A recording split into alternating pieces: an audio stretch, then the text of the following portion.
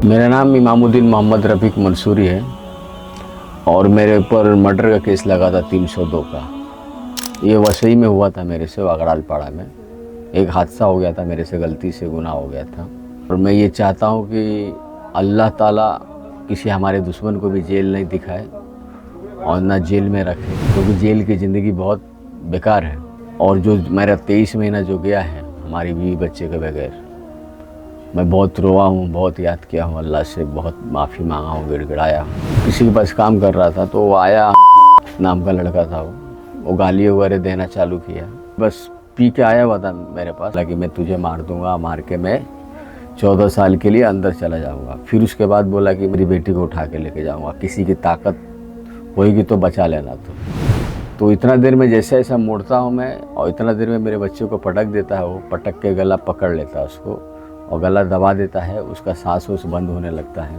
मैं पलटी मार के देखता हूँ कि मेरे बच्चे के ऊपर वो चढ़ा है और गला दबा के रखा है। तो मैं एक कैंची वार देता हूँ उसको पीठ पे, फिर भी वो छोड़ता नहीं है, क्योंकि वो मेरे से बहुत ताकतवर रहता है। तो फिर मेरे को गुस्सा आता है। गुस्सा आने के बाद उसको मैं कॉलर पकड़ के उठाता हूँ और फिर उसके बाद कैंची मैं उसको मार देता हूँ पेट में, किडनी के पास। कुछ लोग बोलते हैं कि पुलिस चौकी लेके जाओ, तो मैं पुलिस चौकी उसको लेके चला जाता। मैं बोला कि भाई मैं इसको मार दिया हूँ, मेरे को अंदर बंद कर दो। पुलिस वाले फिर देखते कि जिंदा है, तो पुलिस वाले बोलते कि लेके जाओ इसको हॉस्पिटल।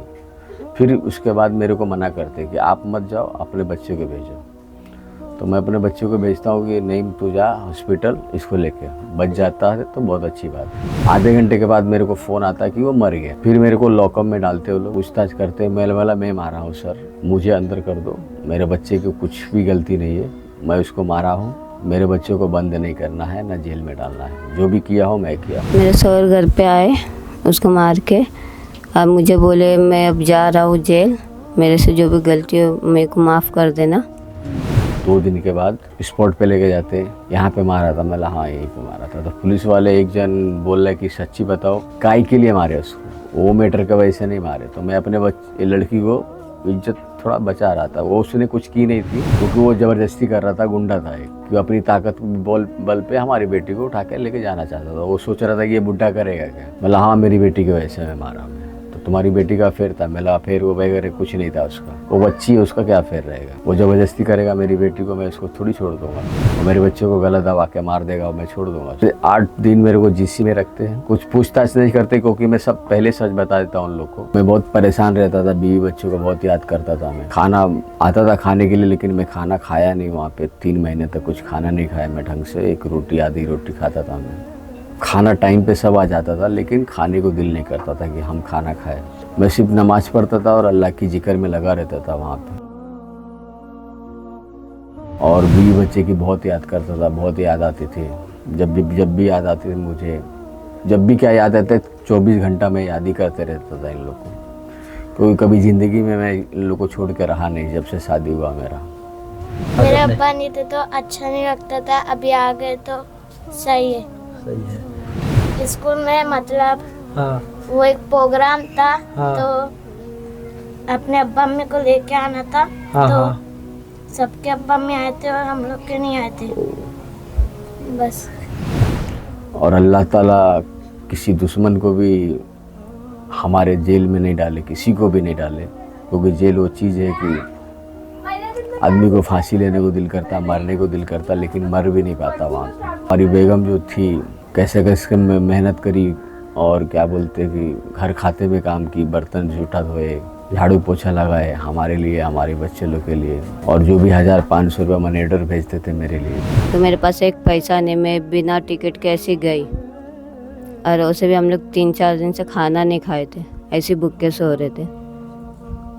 तो वहाँ पे वकील बोलता है इतना पैसा लगेगा, 20-25 हज़ार जाएगा, जामीनदार का अलग से जाएगा 20-25 हज़ार। मैं ऐसा कर करके 2-3 महीना मैंने काम की, छुट्टा काम, बर्तन धो के आने का। बच्चा 15 दिन का था मेरा, उसको लेके जाके मैं काम करती थी। कोई रखता था, कोई नहीं रखता था, कोई भगाई देता था, बोले नहीं बच्चा लेके काम मत करो। मैं जेल में जब था तो सिर्फ अल्लाह की इबादत में लगा रहता था मैं, कि अल्लाह तू ही यहाँ से छुड़ा सकता है मुझे, और कोई नहीं छुड़ा सकता। क्योंकि मेरे से पहली बार ये गलती हुई है। मैं जानता हूँ कि ये बहुत बड़ा गुनाह है, लोग बोलते हैं अच्छा काम करके आए चाचा, लेकिन मैं बोलता हूँ कि मैं अच्छा काम करके नहीं आया हूँ, क्योंकि मेरा काम नहीं है किसी का जान लेना। जो भी काम है ये सब अल्लाह का काम है, जान लेना जान देना। तो मैं अपने आप को गुनहगार मानता हूँ अंदर से। मैं किसी को बोलता नहीं कि मैं अपने आप को गुनहगार हूँ, सिर्फ अल्लाह को ही बोलता था मैं कि अल्लाह ताला जो भी हादसा हुआ है मेरे साथ, गलती से हुआ है, मुझे माफ़ कर दे। ग्लोबल वाले हमारे पास वकील आए, उनसे मुलाकात हुई, बात हुई। 7 अप्रैल को बेल पास हो गया मेरा। ये 2 लाख रुपए जो सोलंसी दिया है इसको कम कराओ वकील से बोल के, और वकील कम करेंगे, और टाइम लो थोड़ा। और पैसा जो है, आप तुम्हारे पास पैसा है तो दे दो, नहीं है तो फिर बाद में बोलो, मेरे निकलने के बाद मैं देता हूँ पैसे, कैसे भी एडजस्ट करूँगा मैं। अल्लाह का शुक्र है आप लोग के वजह से बाहर आए, बहुत खुश हूँ मैं।